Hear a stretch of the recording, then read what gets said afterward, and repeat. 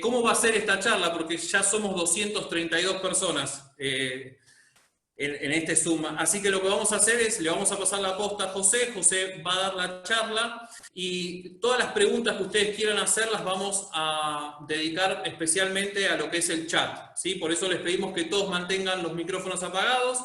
Cada pregunta que ustedes quieran hacer la pueden poner en el Zoom, en el chat del Zoom. Yo las voy a ir recuperando y cuando termine la charla les voy a hacer esas preguntas a Pepe. Obviamente no vamos a hacer todas las preguntas que seguramente vaya a haber, pero bueno, vamos a seleccionar algunas como para poder hacerlas.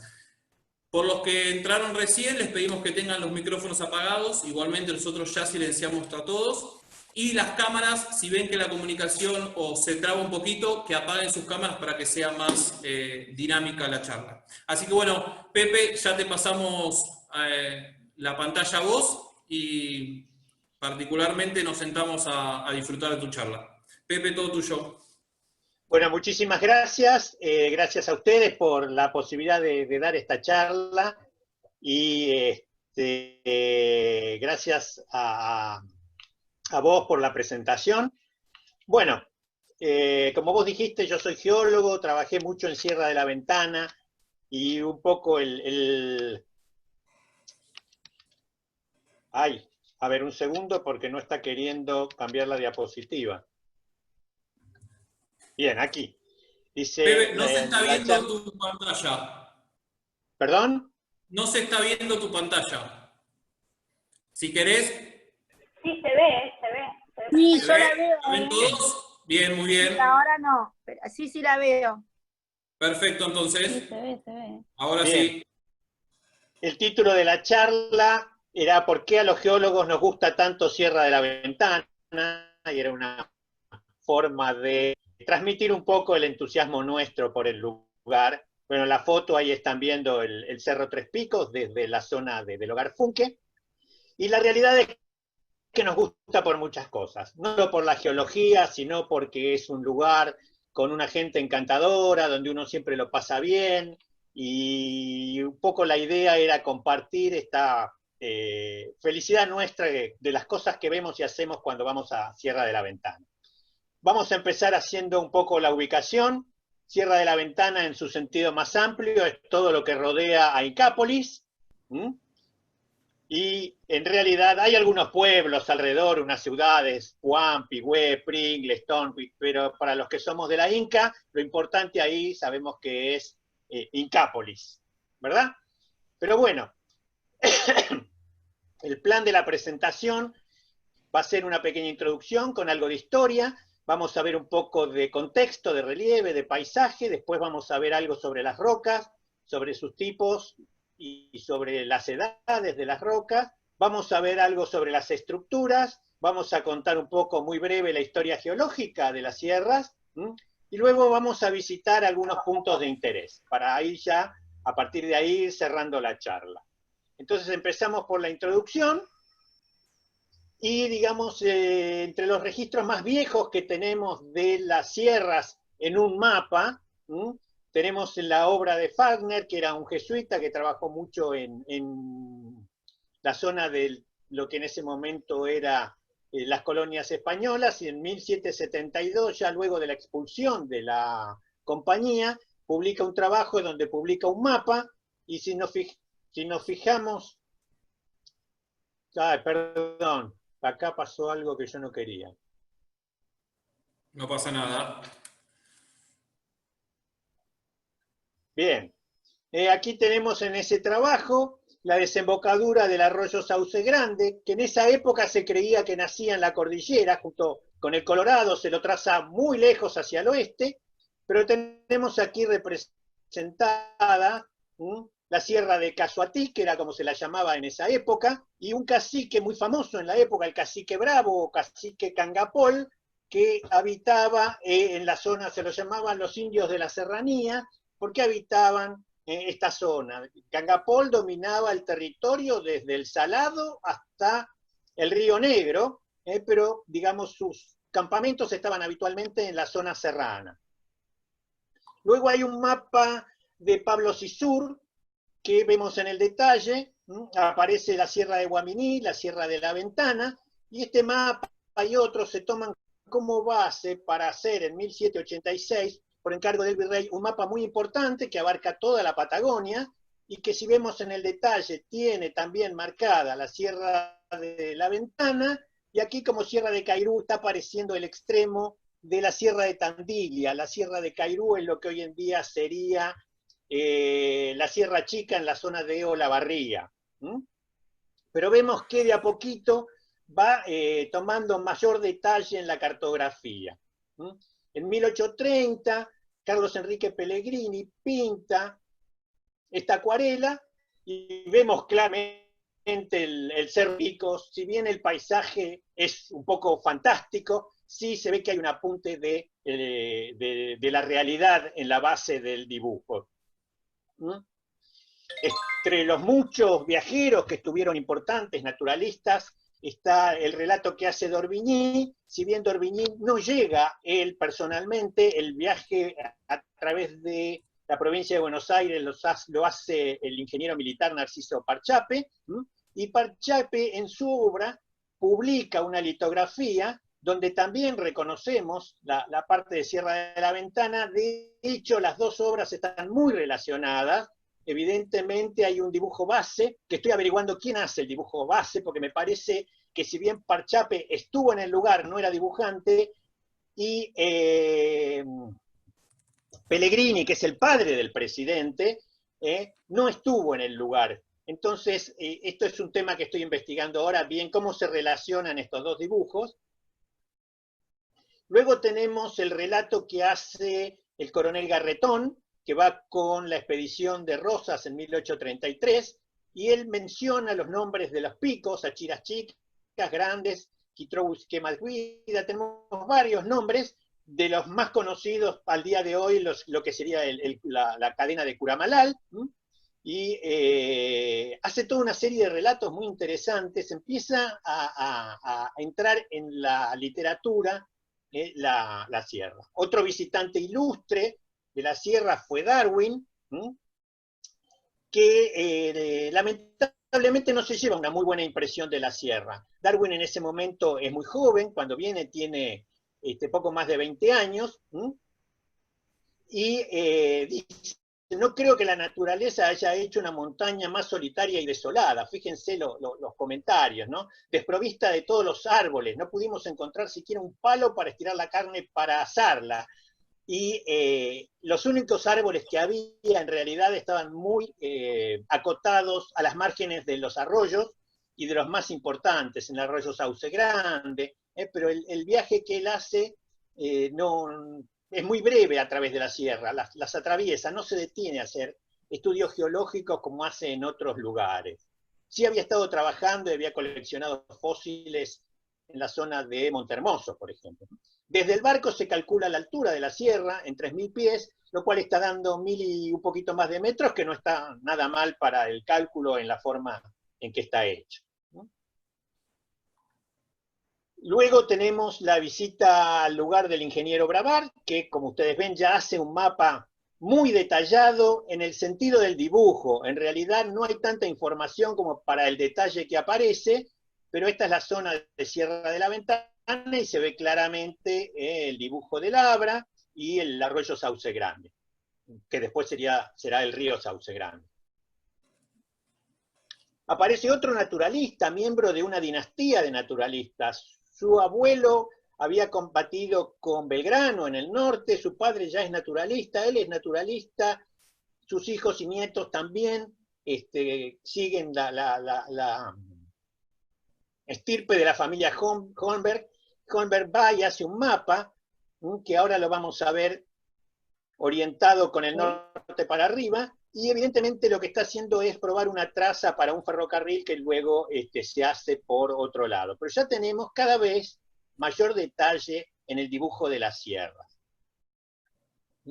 Luego está el mapa que hace Olascuaga. Olascuaga es un coronel de la expedición de Roca, que hace un mapa muy importante, del cual se hacen varias ediciones, con mayor o menor detalle, y en esta, que es una de las mejores, tenemos, fíjense ya, la Sierra de la Ventana, la de la Pillahuincó, perdón, con mucho detalle aparente de la topografía, pero en realidad es un recurso cartográfico, no es un dato real. Si ustedes se fijan, casi parece más alta la sierra de Pillahuincó que la de Ventana. Tenemos después el viaje del geólogo Hautal, que hace ya un mayor detalle de las unidades geológicas presentes. Estamos terminando ya el siglo XIX. Y en el siglo XX tenemos un visitante muy importante que es Alexander Dutoit. Alexander Dutoit, vamos a volver sobre este tema, es uno de los seguidores de Wegener, y él es sudafricano, y le interesa conocer las relaciones entre Sudáfrica y América del Sur, y nos visita. Aquí lo tenemos. No tengo fotos de él en la Sierra de la Ventana, pero sí lo tenemos en las Sierras Bayas, en 1923, con otro geólogo argentino que es Juan José Nájera. Walter Schiller es otro de los geólogos que trabajan allí, y en su libreta de campo tiene un dibujo hecho por otro geólogo, por Hautal. Vamos viendo cómo cada vez tenemos más información, más detalles de la conformación geológica de ese territorio. Y esto es muy interesante. En la publicación de Schiller aparece un dibujo que hace Schiller sobre una foto de Lehmann-Nische, tomada en 1901. En 1901 las fotos se tomaban con unas cámaras gigantescas sobre placas de vidrio. Subir con uno de esos aparatos hasta la Ventana debió haber sido toda una aventura. Y bueno, Schiller rescata ese material, y sobre ese material hace el dibujo donde traza incluso la actitud de las capas que definen la famosa Ventana. Ya los trabajos más modernos lo tenemos a Horacio Harrington, que en 1947 publica lo que se llaman las hojas geológicas, con la memoria descriptiva de esas hojas geológicas, donde ya se trazan las bases de todo lo que sería la geología de hoy.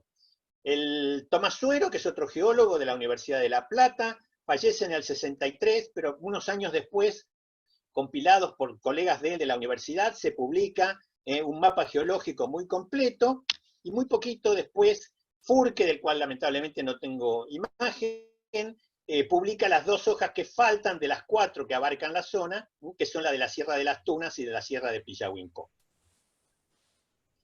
Y para terminar con estos visitantes ilustres, de los cuales solamente he hecho una selección muy, muy breve, hubo muchísima más gente trabajando, tuvimos un visitante misterioso que dejó los grafitis en la roca y que no sabíamos que había estado nunca allí. Ustedes dirán, eso es un dibujo de alguien, y yo les voy a decir, no, no es un dibujo de alguien. Lo genial es que estas son unas venas de cuarzo que se forman por razones muy particulares y que son muy abundantes en la sierra.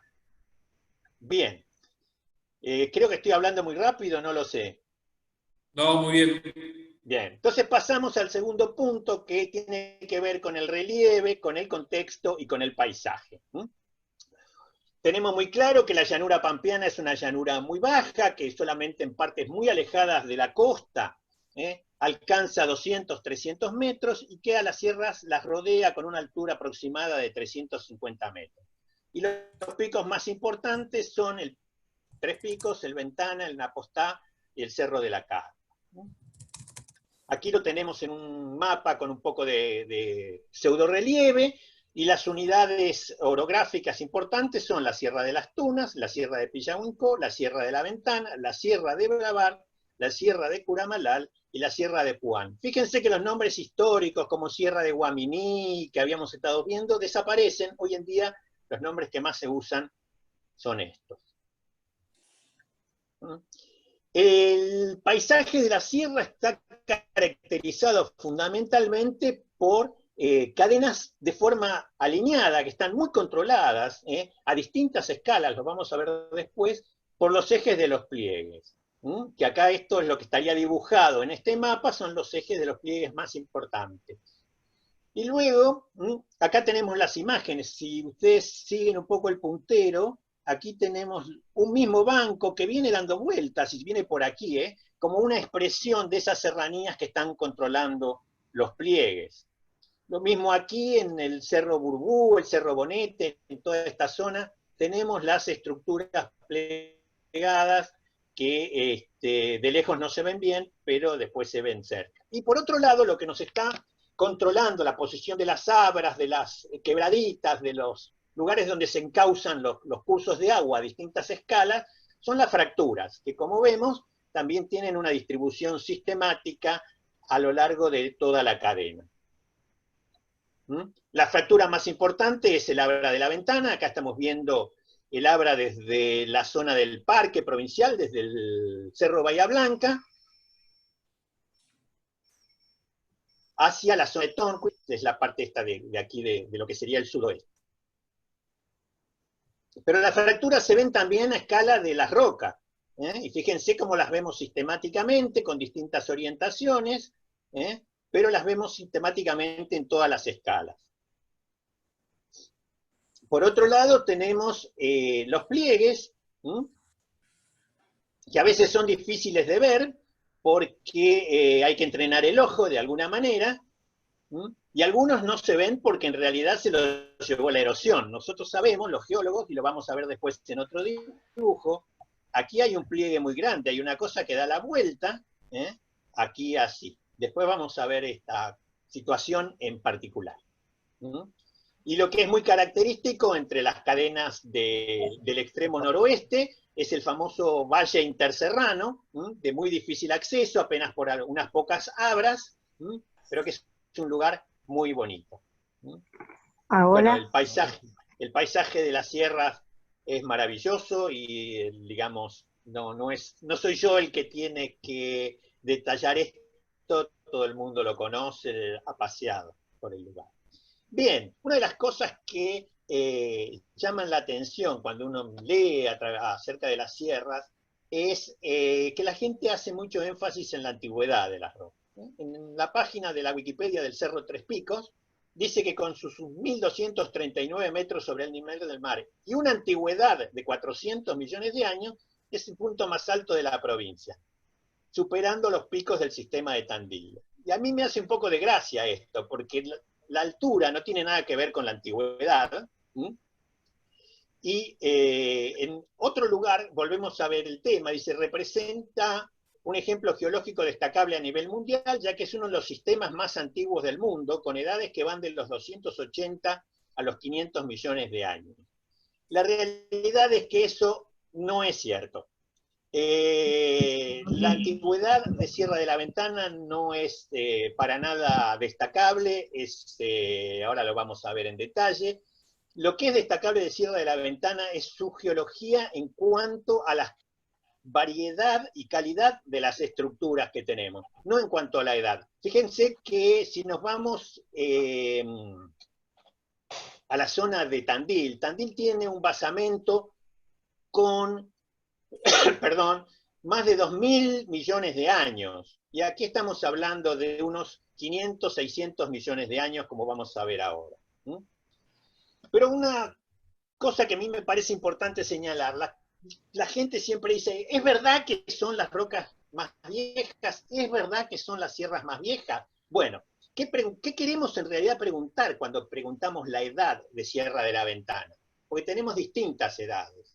Tenemos la edad de las rocas, que para los geólogos es la edad en el momento en que se depositan los sedimentos que luego originan las rocas con el tiempo geológico, con los procesos que se van desarrollando. Luego tenemos la edad del proceso de deformación, que es el momento en que se forman los pliegues y las fracturas, que son los característicos de todas las zonas montañosas, pero en este caso de nuestras sierras australes o Sierra de la Ventana. Y luego tenemos otra edad más, que es el momento en que eso que se formó en profundidad, con una parte superficial que va siendo luego erodada cada vez más, y lo de abajo va subiendo y apareciendo en la superficie, tenemos lo que llamamos la edad de la exhumación. Es decir, entonces, como mínimo tenemos tres cosas. La edad en que se depositan los sedimentos que dan origen a las rocas, la edad en que el proceso deformativo genera las estructuras, y la edad de la exhumación. En Sierra de la Ventana esto es muy sencillo, porque no tenemos procesos deformativos superpuestos, no tenemos procesos orogénicos superpuestos. Entonces, una de las cosas que es interesante de las sierras es que esa sencillez histórica, por llamarlo de alguna manera, permite profundizar determinados estudios sin interferencias de procesos superpuestos.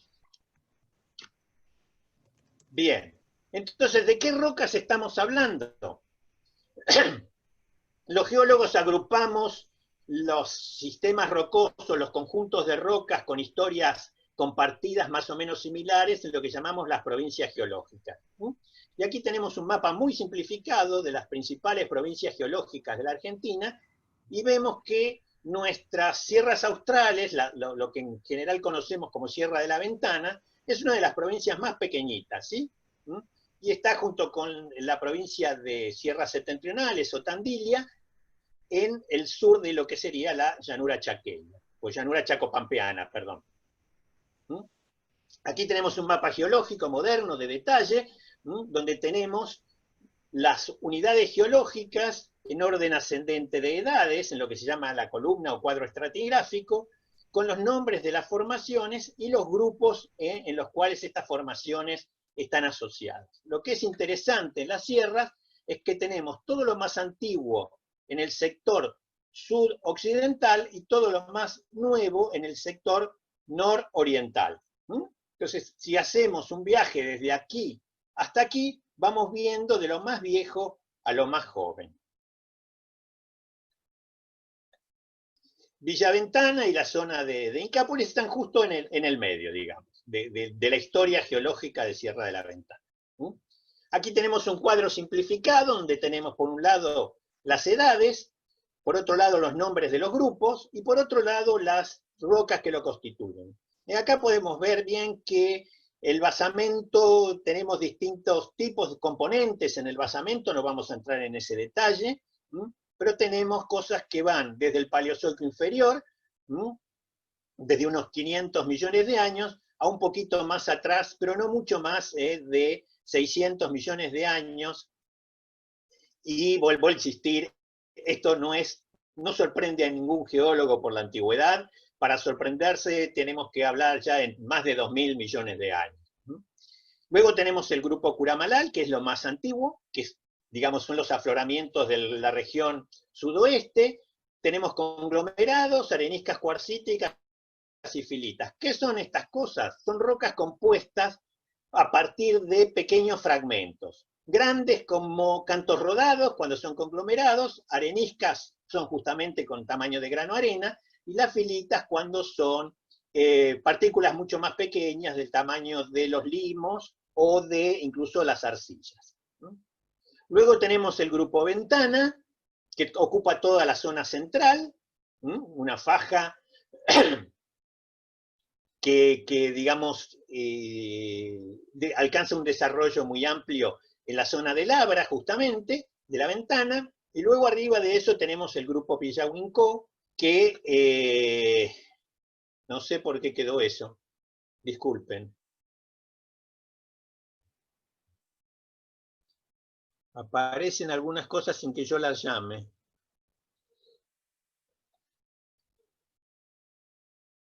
Pasamos entonces, volvemos acá, discúlpenme. Arriba de todo teníamos el grupo Pillahuincó con unas diamictitas, unas pizarras. Las diamictitas son rocas formadas por trozos de roca de distintos tamaños, de distintas proveniencias, que tienen como interés que son producidas por la acción de los glaciares que rompen las rocas, arrastran los fragmentos, los llevan hasta los mares abiertos y allí se depositan. Y cerrando el grupo Pillahuincó aparece algo que es muy importante, que son unos niveles tobáceos, que lo que me están marcando es que en algún lugar de la zona, me refiero a centenares de kilómetros, no al lado, aparece actividad volcánica que larga ceniza al aire y que esa ceniza se deposita y se junta con los sedimentos que se están depositando en la cuenca. Bien.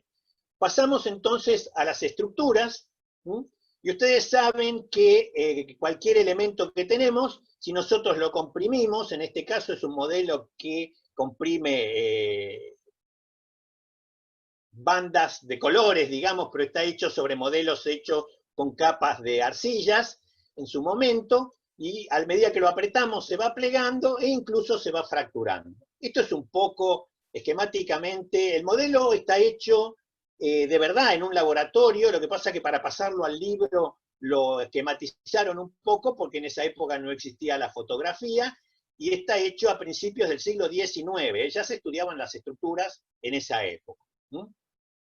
Esto es un dibujo tomado de una publicación, y no lo voy a explicar en detalle, simplemente quiero decir con este dibujo que cuando uno tiene buenos afloramientos, tiene buenos materiales, puede sacar una enorme cantidad de información, que es lo que está aquí representado, que tiene toda una serie de interpretaciones geológicas con respecto a mecanismos, a procesos, a tiempos involucrados, que no podemos entrar en detalle ahora, pero sí me gustaba mostrarlo como para que ustedes entiendan, cuando un geólogo está con su piqueta y con su lupa mirando y saca fotos y hace dibujitos, después cuando se va a su oficina y empieza a trabajar y trabaja con el microscopio y hace análisis, genera diagramas que tienen una enorme cantidad de información que les sirven para saber cómo se llegó a lo que vemos hoy en día.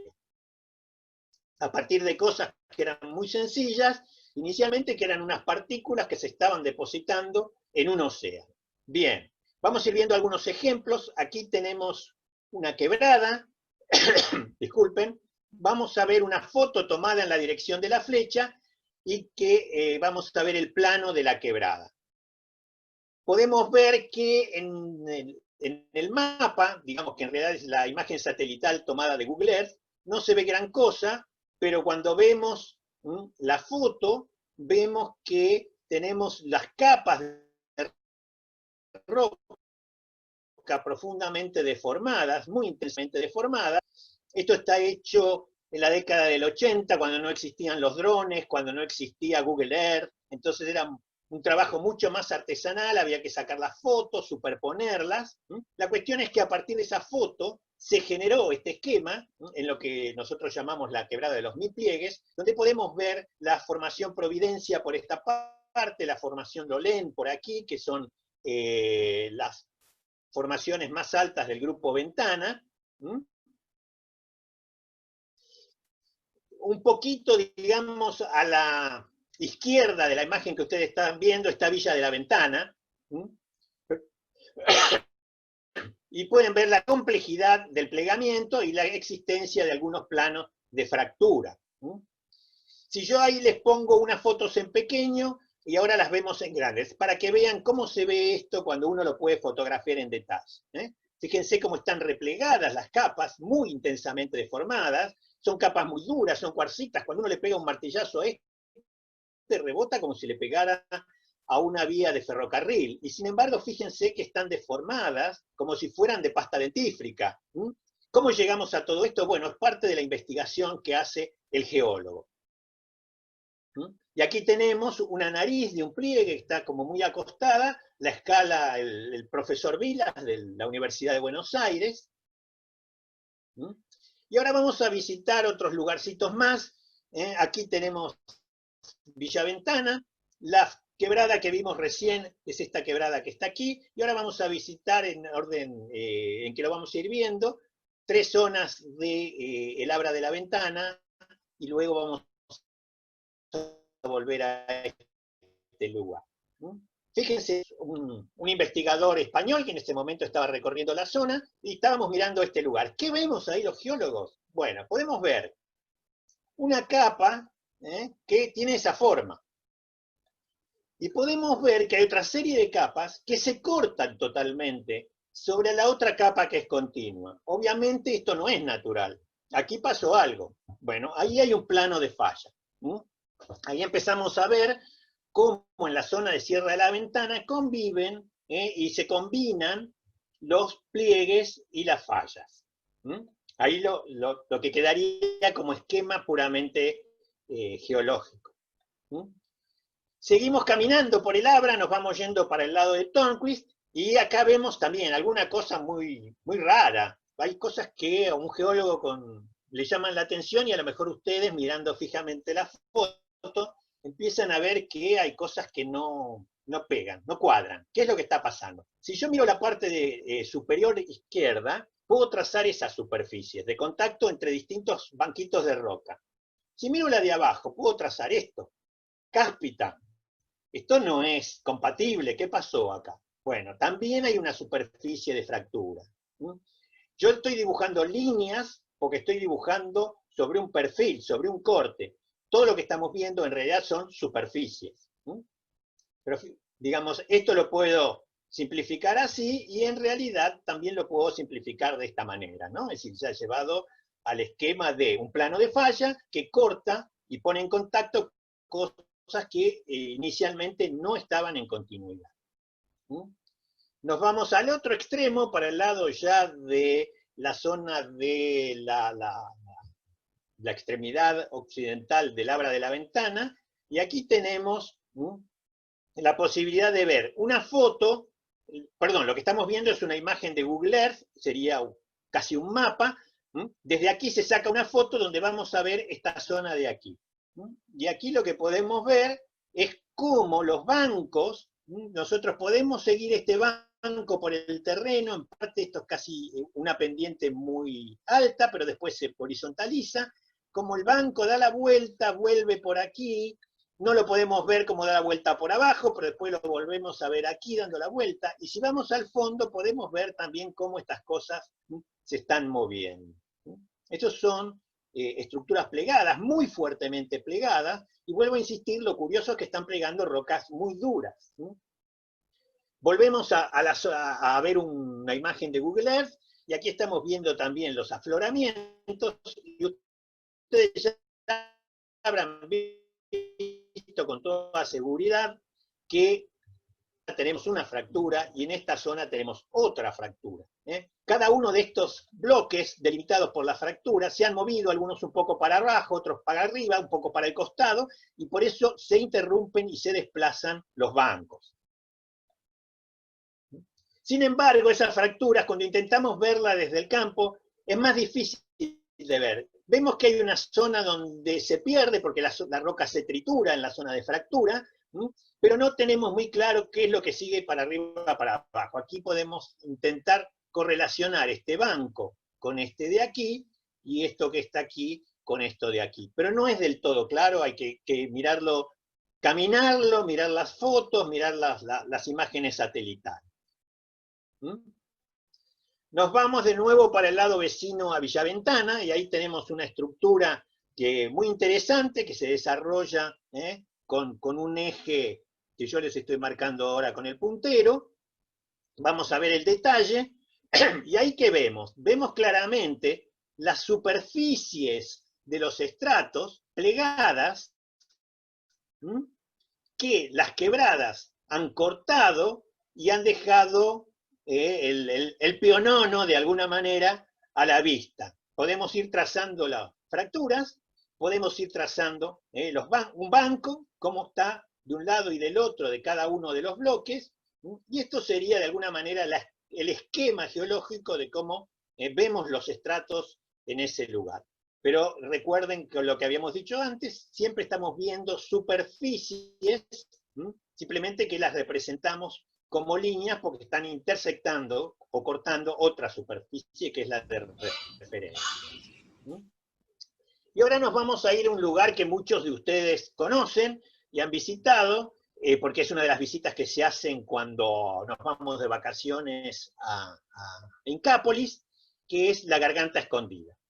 Ahí en la Garganta Escondida tenemos una advertencia muy importante, que los senderos exigen un buen estado psicofísico, y nos dicen que en caso de insuficiencia cardíaca, vértigo, sobrepeso, edad avanzada, problemas de tensión arterial o algún inconveniente, consultemos. El problema es que hacemos nosotros que los tenemos todos, el vego, el sobrepeso, la edad, la tensión. Bueno, tenemos que ser cuidadosos, caminar despacio, pero no por eso perdernos la visita al lugar.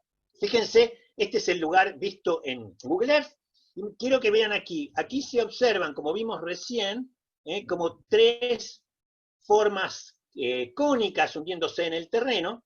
Ahí los voy a mostrar los ejes, eso sería la dirección de los pliegues.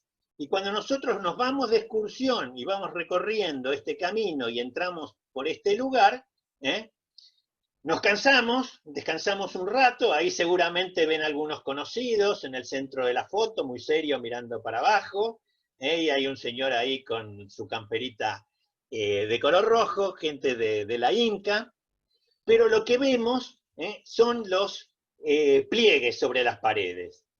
Si ustedes se fijan, ahí también tenemos los estratos que están dando vueltas, mostrando su plegamiento.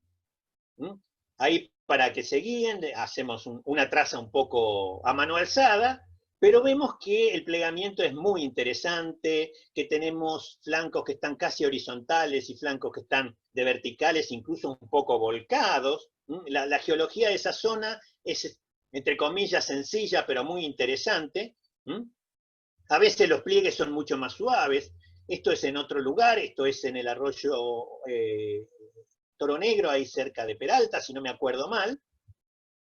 Entonces vemos aquí una especie de U en el terreno, formada por un banco que viene, da la vuelta por aquí, se va por allá, y del otro lado tenemos una lomita, y después tenemos otra U en el terreno, que son las expresiones de los pliegues.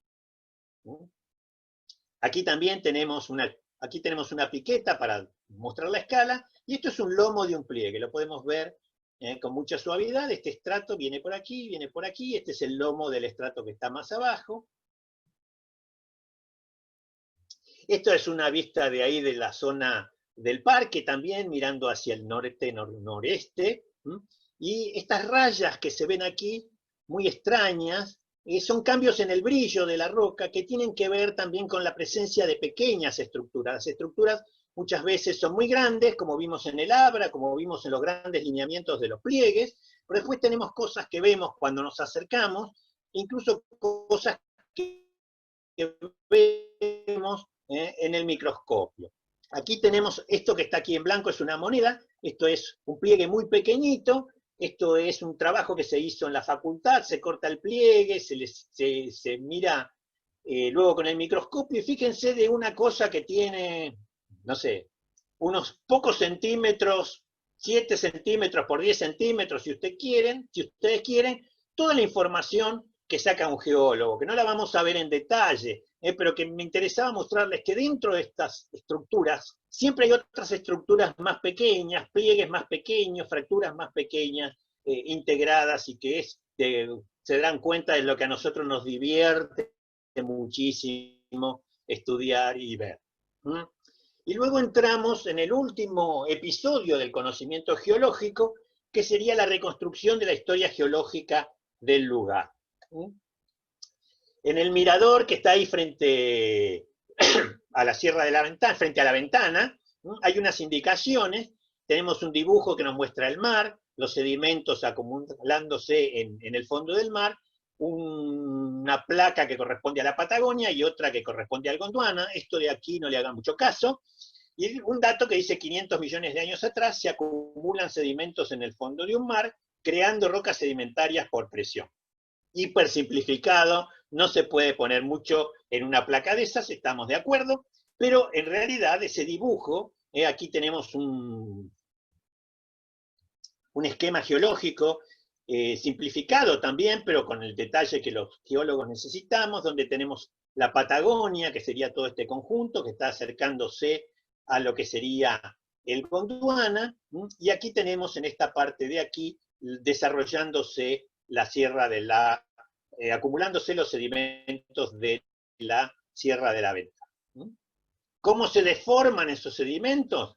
Bueno, cuando chocan la placa de Patagonia y la placa del Gondwana, y se forman las estructuras que estamos viendo hoy en día en las sierras. Lo tenemos aquí, el choque del arco septentrional de la Patagonia, de donde salían esas tobas que yo les dije, esas cenizas que iban a parar a las cuencas que estaban todavía terminando de llenarse en la zona noreste de esa fractura.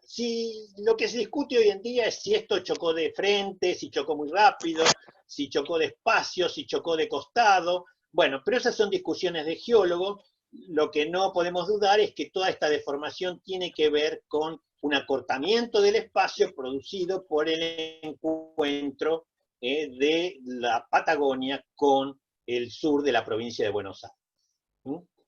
Esto es un mapa muy reciente de una tesis doctoral hecha en La Plata, que agradezco que me prestaron las ilustraciones, y ahí tenemos todo lo que sería la cuenca del Colorado, en esta zona de aquí, vinculada con el choque con la Patagonia, y luego que se abre todo ese terreno de nuevo. La posición de las sierras australes de Ventaña, la de la cuenca de Claromecó y la del Cratón de la Plata con la zona de Tandil, la sierra septentrional.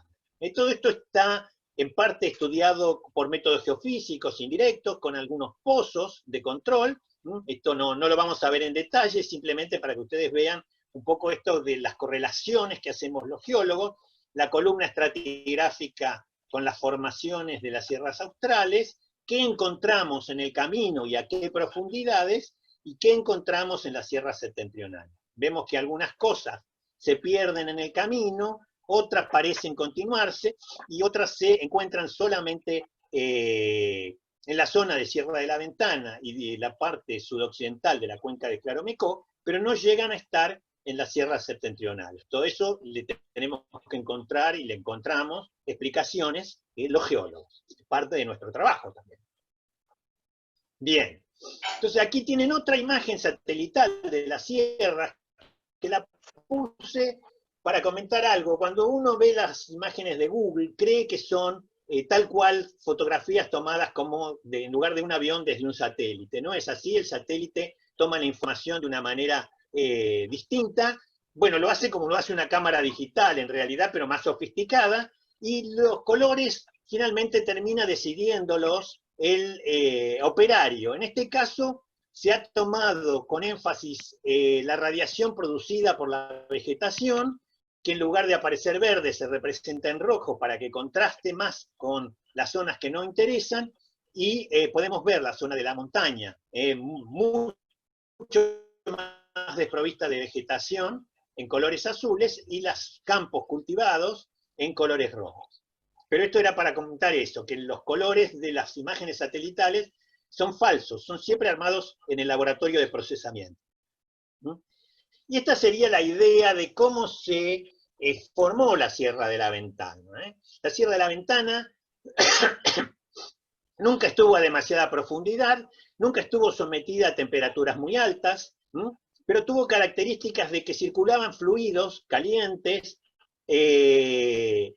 muy fácilmente, y eso es lo que debilitó la roca a nivel de los granos y permitió que esas rocas que son tan duras se pudieran deformar con los pliegues, que con esa facilidad, con esa plasticidad que vimos. Entonces la propuesta esta es la propuesta mía, no es la propuesta que todo el mundo acepta en todos sus detalles, sí, en algunos de sus aspectos básicos. Y lo que yo, digamos, planteo que lo que hoy vemos como la sierra, esto sería Ventana, Pillahuincó, Tunas, Brabant y Curamalal, tiene esa forma porque estuvo deformada por un proceso de desplazamiento en las direcciones que marcan estas flechas, y cuando nos vamos al corte en vertical podemos ver esos pliegues que tienen unos flancos más tendidos y los otros más replegados, más complejos, con también el proceso de lo que se llama un cizallamiento, un empuje diferencial que monta una parte sobre la otra. Así que esto sería un poco la idea de cómo llegamos a las estructuras que tenemos aquí hoy en día. Esto no es incompatible con un choque de la Patagonia con la placa gondwanica, sino que es un detalle de cómo se podría haber producido ese choque. Y para que vean que, digamos, siempre hay cosas que se pueden modelar, fíjense, este señor que lleva una carga de tela sobre su cabeza, la concentración de la deformación en la proximidad del objeto que se, digamos, imprime dentro de la pila. En realidad la situación es al revés, la pila se le acomoda alrededor de la cabeza, pero porque la fuerza de gravedad está actuando en este sentido. Y si nosotros vemos un detalle, podemos superponerle las sierras y podemos pensar que aquí, además de todo este proceso, también hay un proceso de un bloque de basamento que durante el proceso de deformación está ayudando a empujar todo eso. ¿Bien? Entonces, pasamos entonces a algunos detalles de punto de interés que yo creo que son los que de alguna manera le dan mucho simbolismo y mucho interés a las sierras, más allá de, que vuelvo a repetir, su edad no es lo relevante, sino sus estructuras. Vamos a ver algo que son las columnas de disyunción en el basamento, luego vamos a ver clastos deformados en la formación La Lola, vamos a ver algunos fósiles deformados y otras estructuras en la formación Bonete, y luego vamos a ver algo que es una pieza clave en el rompecabezas de Gondwana, que son las tilitas de la formación Sauce Grande. Así que pasamos rápidamente a esto. Esto es el norte, es la zona cercana a Pigüé, habla de Rivera, y ahí tenemos unos afloramientos de unas rocas muy particulares. Yo cuando las vi no las podía creer. Lo curioso es que no habían estado citadas antes. Había gente que ha ido al lugar, había sacado muestras, pero no se había fijado en el detalle ese. Aquí tenemos unas columnas de roca, tienen aquí la piqueta para dar la escala, y cuando las miramos en corte, habitualmente esas columnas de roca tienen esta forma, son hexágonos, pentágonos, son polígonos regulares, un tanto deformados, pero que están una especie de trazas, pueden haber, si yo se las marco, a lo mejor llegan a distinguirlas, y los hexágonos están aplastados, están comprimidos en esta dirección. Esos hexágonos comprimidos por el aplastamiento producido por el proceso deformativo son únicos en el mundo, no los he encontrado descritos en ningún otro lugar. Las columnas no deformadas son sumamente abundantes, hay en todas partes, en la misma Argentina tenemos montones, pero las columnas tomadas dentro de un proceso de deformación que hayan registrado de esta manera tan gráfica el proceso de deformación no son comunes. De hecho, solamente la cita de Sierra de la Ventana. Y eso me sirvió a mí para hacer mi primera publicación cuando recién estaba debutando como geólogo recién recibido, y la idea es que si la columna original es un hexágono, y yo la deformo, los puntos del hexágono van a poder definir la elipse en la cual se han transformado el círculo que definía el hexágono. Bueno, estadísticamente yo hice ese trabajo con muchas columnas, un trabajo muy grande que hoy en día sería muy simple para obtener las fotos con un dron y poder trabajar directamente. En ese momento había que sacar fotos oblicuas, tratar de enderezarlas, toda una historia muy laboriosa, pero que bueno, nos permite ver el componente, calcular cuánto se acortó una dirección en este círculo y cuánto se alargó la otra, y cuantificar la deformación en el lugar. Otro de los rasgos de deformación son los conglomerados, los clastos de los conglomerados de la formación La Lola. La formación La Lola es una formación que está en la base de toda la secuencia sedimentaria, directamente sobre el basamento. Esta es la zona del Cerro Pan de Azúcar, también llamado en algún momento Cerro de los Terneros, y esto era ese pliegue que yo les dije que se podía reconstruir en el aire. Bien, ese pliegue, como ustedes pueden ver acá, avanzó tanto y se desplazó tanto la parte superior con respecto a la parte inferior, que uno de los flancos del pliegue está invertido, está volcado. Si nosotros vemos esto desde la cumbre del cerro, vemos esto que es el Cerro Pan de Azúcar, y esta zona de aquí del Cerro del Corral, y la formación La Lola que está aquí detrás. Todo esto que está en el medio es basamento, y lo que tenemos aquí y aquí son los conglomerados. Podemos ver, di vuelta el esquema porque mis fotos están tomadas desde el sur hacia el norte, y el esquema estaba dibujado desde el norte hacia el sur. Tenemos la parte de arriba del Cerro del Corral, tenemos una zona aquí abajo y tenemos una zona donde tenemos los conglomerados de la formación Lola. Estas fotos están ubicadas, como yo les decía, en el Cerro del Corral, en la zona de contacto, que es una zona de falla, de intensa fractura, y en una zona de intensa deformación, porque ese pliegue se dio vuelta a todo y se arrastró sobre sí mismo la parte de arriba sobre la parte de abajo. ¿Qué vemos? Lo vamos a ver en detalle. Aquí tenemos la parte de arriba del cerro con esos conglomerados de la formación Lola y la ladera inferior con el basamento. Creo que Andrea Concheiro estaba mirando y Andrea, ¿te acordás cuando subiste esto? Bien, dejamos la parte familiar, seguimos. Tenemos aquí la zona de contacto entre el basamento y la formación Lola y vemos que el basamento está literalmente transformado en harina. La roca ha sido completamente triturada por el esfuerzo y da origen a un material que los geólogos llamamos milonitas. Esta es la falla, esa roca milonitizada está en esta zona de contacto. Aquí están los conglomerados de la Lola invertidos, la parte de abajo puesta para arriba, y esos conglomerados, que en la zona no deformada, de arriba del cerro, tienen estas formas, aquí fíjense cómo están.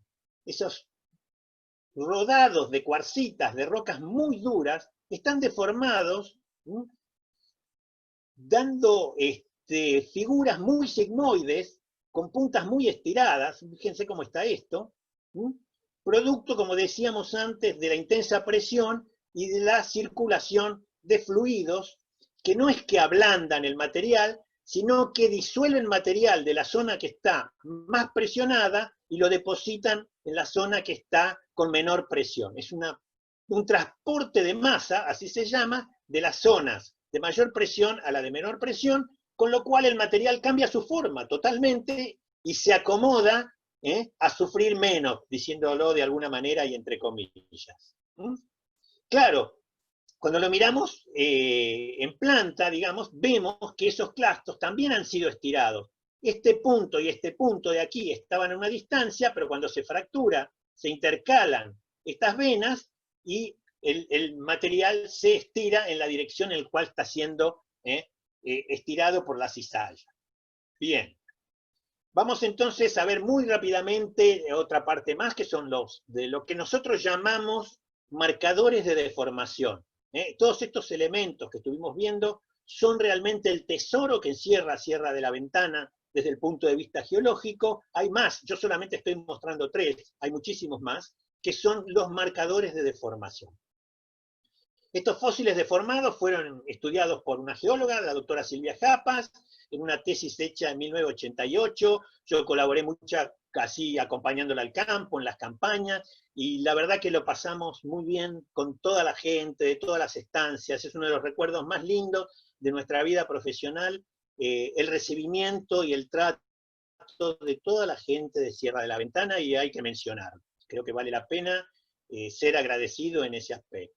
Entonces Silvia lo que trabajó con fósiles que, digamos, si nosotros tenemos las formas de los fósiles no deformadas, según su orientación, que puede ser cualquiera, están apoyadas sobre el sedimento cuando se mueren esos, en este caso son fósiles que se llaman braquiópodos, esquematizados lógicamente. Si yo aprieto este material, fíjense que las formas se estiran y los ángulos se modifican.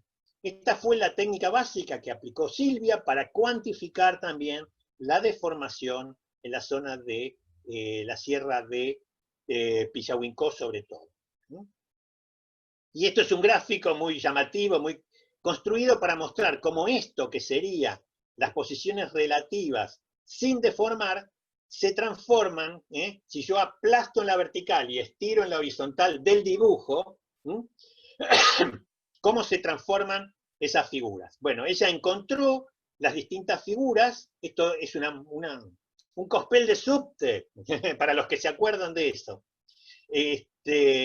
cómo se pueden agrupar en un diagrama similar al que habíamos visto, encontrando la forma. Esto es muy interesante, porque antes que se reconociera este mecanismo, cuando aparecían fósiles distintos, se creaban nuevas especies. Entonces, esta forma era una especie, esta forma era otra especie, y esta forma era otra especie. Y en realidad es una única especie que ha sido deformada, pero tenía una orientación diferente con respecto a la dirección con la cual se estaba apretando el sistema, por decirlo de manera simplificada. Esto fue muy, muy interesante. Y este es otro ejemplo de la tesis de la doctora Japas, donde vemos en la formación Sauce Grande, que son esas tilitas que a veces tienen muchos clastos, a veces tienen poquitos, y esos clastos, cuando son atrapados por la deformación, se fracturan, como habíamos visto en el clasto de la formación Lola, y se rellenan con venas. Entonces podemos cuantificar cuánto se estiró el clasto, sabiendo que estas venas no existían en el momento original. Y de ahí se puso a deducir toda una serie de cosas, que no vamos a entrar en el detalle ahora, pero que fueron muy útiles para reconstruir la historia y los mecanismos de deformación de la Sierra de la Ventana. Entonces vamos al último de los detalles que yo les quería mostrar, que es el de las tilitas de la formación Sauce Grande. Para eso vamos a ir a un lugar muy conocido por los socios de la Inca, pero primero vamos a comentar que Wegener es el primero que publica, no es el primero que se le ocurre, es el primero que publica y da detalles, y se juega y propone mecanismos para demostrar que los continentes que ahora vemos con esta configuración, en algún momento en el pasado estuvieron mucho más juntos, hasta llegar a estar todos juntos. Como ustedes ven, una de las piezas claves es la relación entre América del Sur y el África, y Wegener ya había visto esa relación, había mencionado las correlaciones entre las rocas más antiguas de ambos continentes, habían mencionado también la relación entre las faunas, corredores de presencia de determinados fósiles, tanto plantas como animales, que no eran nadadores ni eran voladores, por lo tanto no hay forma de que hubieran pasado de un continente al otro a través de los océanos. Entonces la única posibilidad era sostener que todo esto había estado junto en un determinado momento. Bien. En esa Pangea hubo fenómenos, hubo procesos de glaciación, es decir, de zonas cubiertas por hielos, que son aquí lo que está pintado de blanco, las zonas con hielos, y esos hielos, como habíamos dicho antes, a medida que se movilizan y que bajan, como vemos los glaciares de hoy en día en la cordillera, en un proceso de mucha menor magnitud con respecto a lo que fue este proceso, cómo van destruyendo las rocas sobre las que se mueven, las van lijando, las van con procesos abrasivos, y se van llevando los pedazos, van transportando los pedazos que los depositan en otros sitios. Esto es una reconstrucción para que ustedes vean, en el mapa actual marcamos todas las zonas que tienen evidencias de glaciación en el periodo geológico que llamamos periodo carbonífero, y cuando juntamos todo eso, es sensato. Es decir, aparece todo rodeando el polo, no aparecen evidencias de glaciación en el Ecuador, que solamente son posibles a alturas muy altas y que nunca van a dar más que pequeños glaciares, como podemos tener hoy en día en las montañas que están a la altitud del Ecuador, pero no capas de hielo como las que se originan alrededor de la Antártida. Así que esto fue el modelo que proponía Wegener, que apoyó Dutoit, que por eso fue que Dutoit vino y visitó Sudamérica y visitó Sierra de la Ventana, Sierras Bayas, y fue al Brasil. Y si nos vamos de nuevo a Incápolis,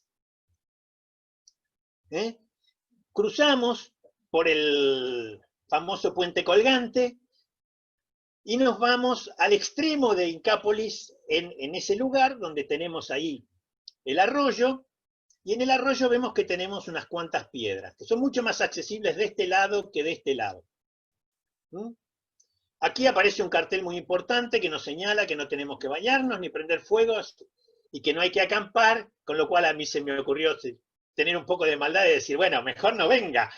No, venga, mire todo, pero esté atento a las indicaciones. Es un lugar peligroso para bañarse porque hay rápidos, la roca es muy resbaladiza y los golpes son duros. Prender fuego en Sierra de la Ventana, ya saben que es algo que está absolutamente prohibido, Y acampar es un lugar privado, si uno no pide permiso no debe hacerlo, y acampar aquí implica prender fuego para cenar a la noche, por ejemplo, que no se puede hacer y tampoco se van a poder bañar. Con lo cual, venga, pero no haga nada de lo que no debe hacer. Bien, ¿qué vemos ahí? Vemos estas rocas, que como ustedes ven, son muy curiosas. Tienen manchas de distintos colores. Estas manchas son lo que los geólogos llamamos clastos, son trozos de piedra que vinieron de lugares muy distintos, porque son de composiciones muy diferentes, y son lo que es característico de las famosas tilitas que yo les mencionaba, vinculadas a los procesos glaciares. Entonces, esas rocas, esto está tomado de un trabajo, han sido estudiadas, y vemos aquí distintos granitos, cuarzo, y estas que están marcadas con las flechas que son calizas. Son rocas de unos carbonatos de calcio que no son de la zona, y que venían, cuando se estudian en detalle, tienen unos fósiles que no existen en afloramientos de la zona de América del Sur, sino que siempre que aparecen en clastos que vienen de otro lado, y vienen de muy lejos, vienen de la zona del África y de la Antártida y fueron transportados por los hielos y depositados en estos lugares que en ese momento eran los mares, de la misma manera que los témpanos que salen hoy de la Antártida se internan por el océano Atlántico hacia el norte y se van derritiendo, y a medida que se derriten, todas las piedras que pueden tener en su masa van cayendo al fondo del mar. Esto es lo que pasó y es lo que vemos hoy en día en la zona. Así que esta zona de aquí fue clave en la reconstrucción de todo lo que es el proceso de glaciación en el Gondwana. Bueno, volvemos un poco a esta foto general desde el cerrito que está frente a los afloramientos de la Sierra de la Ventana y de la Ventana en particular. Y acá yo les quiero plantear una idea. Hay una estructura muy interesante que es una figura, que es un geoparque. ¿Qué es un geoparque? ¿Por qué no hacer un geoparque en la Sierra de la Ventana? ¿Verdad? Esa era un poco la idea para cerrar la charla. Un geoparque no es algo muy complejo de hacer, sobre todo porque tenemos en cuenta que toda la zona ya tiene un parque provincial con una zona de protección estricta y una zona de menor protección. El geoparque no modificaría para nada eso, sino que, digamos, incentivaría de alguna manera la valorización de estas cosas, de estos detalles geológicos que yo les digo que es importante tener.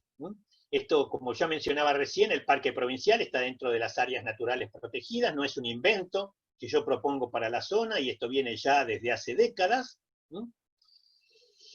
Pero lo que sería interesante es promover la riqueza no solo paisajística, sino la riqueza turística, difundiendo un poco eso que yo estaba comentando y otras cosas que por supuesto quedaron en el tintero, porque no se puede decir todo en un ratito. Y el geoparque, a mí lo que me parece también que es importante señalar, no es solamente geo por geología, sino que es un combo, por decirlo con una palabra moderna, que viene también con todas las cosas que tienen que ver con la geología social, con la arqueología, con la parte de artesanías. El primer paso para avanzar hacia un geoparque es determinar los sitios de interés geológico. Los sitios de interés geológico, el CEGEMAR ha hecho un gran relevamiento de todos ellos, ha publicado ya 2 libros, está preparando o tiene material para un tercero. Lamentablemente estos libros están agotados físicamente, pero se pueden bajar los PDFs de la página web del CEGEMAR con mucha facilidad, no hay ningún trámite, ningún problema, uno entra y los baja, y digamos, tanto las definiciones de geoparques del CEGEMAR como lo vamos a ver después, de la UNESCO, no es una superficie, el geoparque es una red de atractivos, y que supera los problemas de aplicación tanto del tema de reservas como de parques, porque no hay un uso exclusivo de protección, sino que hay todo lo contrario, una potenciación de los recursos naturales presentes. Yo en este momento estoy gestionando y tratando de sacar adelante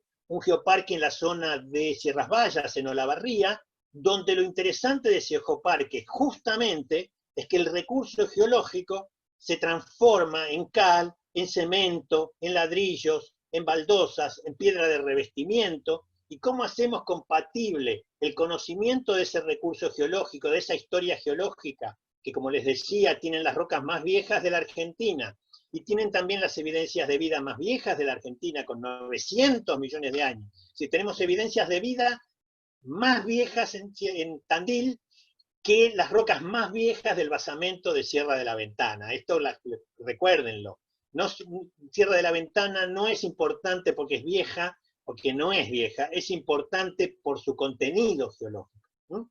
Bien, ese turismo que visitaría los geoparques es un turismo que no es de ocio, no es un turismo de diversión, sino que es un turismo de naturaleza y de cultura, que es sumamente atractivo, y sobre todo, que para mí me parece muy interesante, potencia la visita de docentes y alumnos en viajes educativos, tanto a nivel de los chicos, haciendo viajes de estudios, sumamente integrados con la naturaleza y sobre todo con la geología, de la cual ven muy poco integrada, y también de viajes de capacitación docente.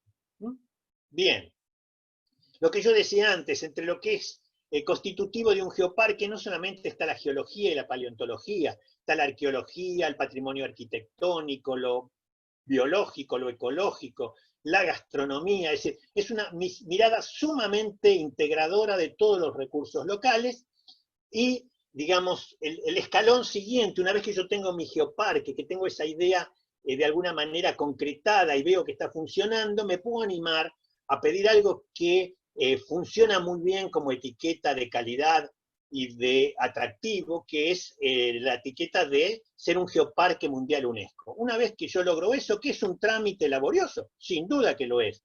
Pero ustedes pregúntenle a la gente de la Quebrada de Humahuaca qué significó para el turismo en la Quebrada de Humahuaca que fuera declarada Patrimonio de la Humanidad, y van a ver que a veces esos esfuerzos valen la pena, porque es la UNESCO, a partir de sus geoparques mundiales UNESCO, la que promociona en todo el mundo el lugar. Bien. La distribución de geoparques está muy concentrada en algunos lugares, tenemos muchísimos en Europa, muchísimos en China. Japón tiene casi 3 decenas, casi 30 geoparques, cuando en Sudamérica y América Latina no llegamos a 15, y comparemos las superficies, pero no es porque no haya atractivos, es porque no tenemos todavía la iniciativa de hacerlos, que es lo que hay que recuperar. Una vez que nosotros pertenecemos a la calidad de Geoparque UNESCO, entramos en las redes locales, en las redes globales, y UNESCO se ocupa de promocionarnos, y también cada 4 años nos toma un examen a ver si estamos haciendo las cosas bien. Pero yo creo que es una iniciativa que vale la pena considerar porque potencia muchísimo incluso conseguir recursos para desarrollar proyectos. ¿Bien? Entonces, para ir terminando ya de verdad, les dejo una tarea para el hogar. La tarea del hogar consiste en buscarse una servilleta, un mantelito, y apoyarlo en un lugar horizontal, y vamos a tirar de 2 puntas en la diagonal de esa servilleta. Tiramos de esas puntas, ¿y qué vamos a originar?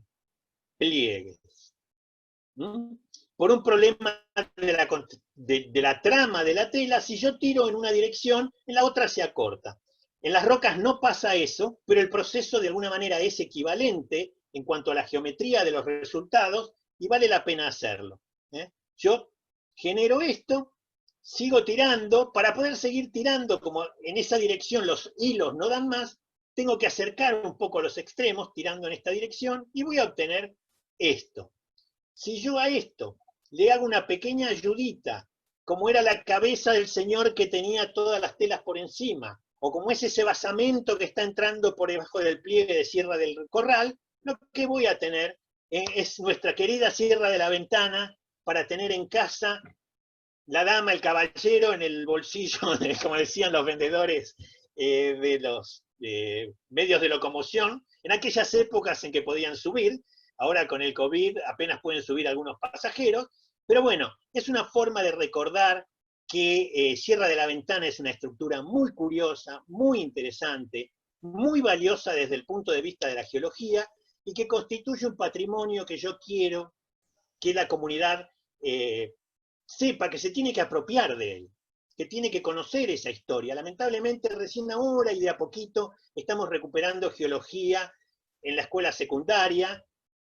Queremos y hacemos fuerza para que eso cada vez vaya más, pero, digamos, la ecología y la biología no están colgadas en el espacio, están apoyadas sobre un material que es la geología. Y reconocer ese material y saber leerlo es algo que los geólogos aprendimos a hacer en la universidad, pero que los ciudadanos deberían aprender a hacer en la escuela, sobre todo en la escuela secundaria. Y si fuera posible, con viajes a los lugares atractivos, de los cuales Sierra de la Ventana es uno de los destinos clave. Así que bueno, para finalizar entonces, muchas gracias a la gente de la INCA por generar esta posibilidad, a toda la gente de la zona que para nosotros desde el 76, pero para la comunidad geológica desde fines del siglo XIX, uno lee los informes y siempre están agradeciendo a la gente de la zona. Muchas gracias también a todos los que les tomé fotografías prestadas, a algunos les pude fotografías y mapas y diagramas. Y luego a los que me ayudan en la difusión y por supuesto a todos ustedes, a los que estuvieron oyendo y mirando y que han tenido la gentileza de aguantar todo esto. Y bueno, para terminar, el Hueco de la Ventana, curiosamente para mí siempre tuvo forma de República Argentina. Creo que vale la pena terminar un poco con esto. Y antes de pasar a las preguntas, les dejo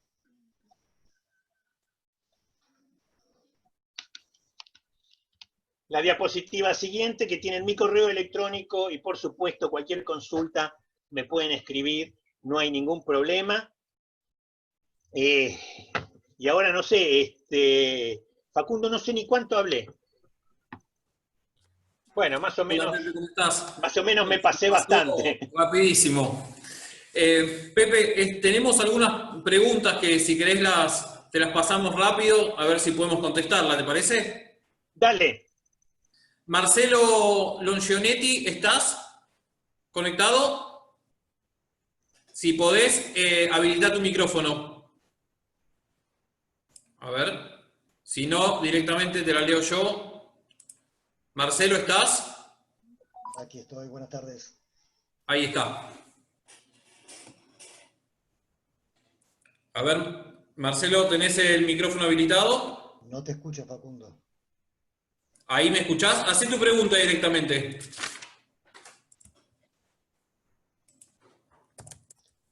No te he escuchado, Facundo, ahora sí. Bueno, ahí se escucha. Bueno, Marcelo, hacé tu pregunta si querés.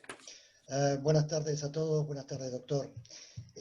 La pregunta es si existe algún testimonio geológico. Marcelo, no te escucho. A ver, doctor, ¿me escucha? Ahí sí podés hablar un poquito más fuerte. Sí, cómo no, ¿me escuchan ahí? Ahí, Pepe, ¿lo escuchás? A ver, voy a tratar de... Si no, te leo yo la pregunta. Léela, Facundo, léela. Bueno, dame un segundo. No sé por qué no me deja aumentar mi volumen.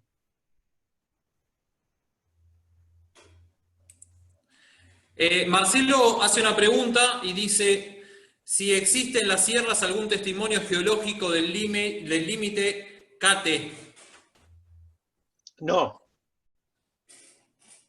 En las sierras no. No tenemos sedimentos del Cretácico. En esa época, esa zona ya estaba levantada, estaba siendo erodada, porque está muy asociado a lo que es la apertura del Océano Atlántico.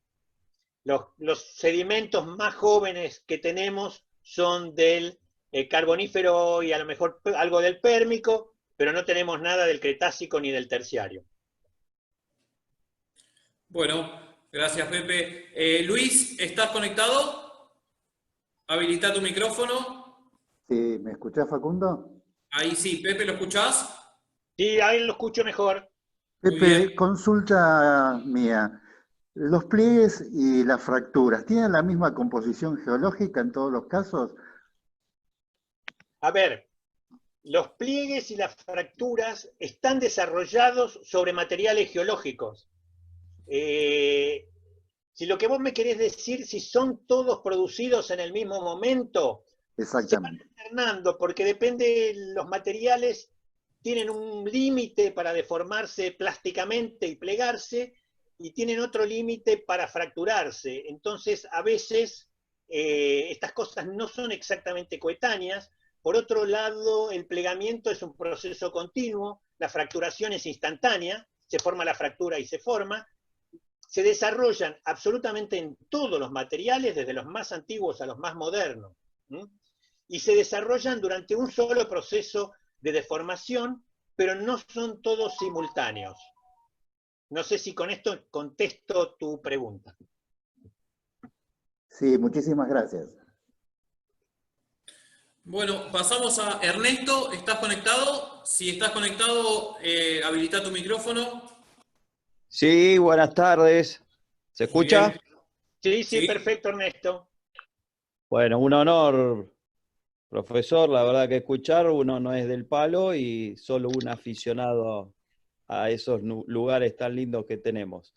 En alguna excursión, guía, escuché que tenía algún tipo de similitud con el paisaje o la roca o algo, o alguna relación con la geografía de las Islas Malvinas. ¿Puede ser? ¿Tiene que ver algo de eso? Sí, por supuesto. Todas estas cuencas que llamamos los geólogos, donde se acumulaban los sedimentos en el Paleozoico, digamos, están asociadas. Las de la América del Sur, las de Sudáfrica, las de la Antártida y las de la India. Cuando hablamos de América del Sur, incluimos lo que hoy en día es plataforma continental e Islas Malvinas. Hay una continuidad de todo ese material, sin duda, sin duda. Bueno, muy amable. No, Gracias. por favor. Bueno, Pepe, pasamos a las dos últimas preguntas. Romina, ¿estás conectada? Si estás conectada, habilita. No tenés micrófono. Bien, yo entonces, si podés colocar de vuelta tu pregunta en el chat y yo se la leo a Pepe. Romina te pregunta, ¿el arco magmático septentrional que expulsó la tolva que se acumuló en la zona de Sierra de la Ventana, actualmente dónde estaría? Y ahora ya es un arco fósil. De eso lo único que quedan son vestigios de las partes más profundas de ese arco, porque los volcanes ya desaparecieron todos. Están en toda la zona del norte de la Patagonia. Bien. Muchas gracias. Y la última pregunta, Silvana, ¿estás conectada? Bueno, te la leo yo, Pepe. La última pregunta dice, doctor, ¿la zona de la sutura de Patagonia y Gondwana estaría en la latitud de Bahía Blanca? No, en realidad está en algún lugar debajo de la cuenca del Colorado. Ahora, ¿dónde está exactamente? Todavía están, digamos, hay cosas que se discuten, hay que hacer relevamientos indirectos, porque no son cosas que se ven, hay que hacer geofísica, pero digamos, está en algún lugar bajo la cuenca de lo que es hoy la cuenca del Colorado. Bueno, muchas gracias, Pepe. Sabemos que hay muchas más preguntas, pero tenemos un tiempo que cumplir con José, que ya lo hemos demorado un poquitito más y robado un poco más de tiempo. Esta charla, como les fui poniendo a todos en el chat, se está grabando. Nosotros después la vamos a subir a YouTube. En el chat yo coloqué mi mail por las dudas, que si me quieren escribir, cuando tengamos todo preparado, les pasaremos el link. Y bueno, nada, muchas gracias, José. Siempre es un gusto y un honor poder escucharte. Y bueno, Todo te lo dejo contrario, un aplauso a la distancia. el gusto y el honor son míos y le agradezco a ustedes la posibilidad de hacerlo. Bueno, muchas gracias, José. Gracias. Adiós, adiós. Muchas gracias a todos. Gracias. Muy lindo, muy interesante. Gracias, excelente, muchas gracias. Muchas gracias, Excelente, muy buena buena presentación. Adiós. Muchas gracias. Gracias, Pepe. Muchas gracias. Genial, gracias. Ahí está, bueno, muchas gracias. Pepe, no sé si todavía estás ahí, buenísimo. Como siempre, un placer escuchar. Gracias, Muchas Sara. gracias, excelente charla. y me estaré Muchas gracias, excelente charla. Muchas gracias, muy buena la charla. Gracias. Excelente. Muchas gracias a los organizadores y también al doctor, que fue genial, realmente genial. Ojalá logren hacer el parque y se le dé la importancia que corresponde. Muchas gracias.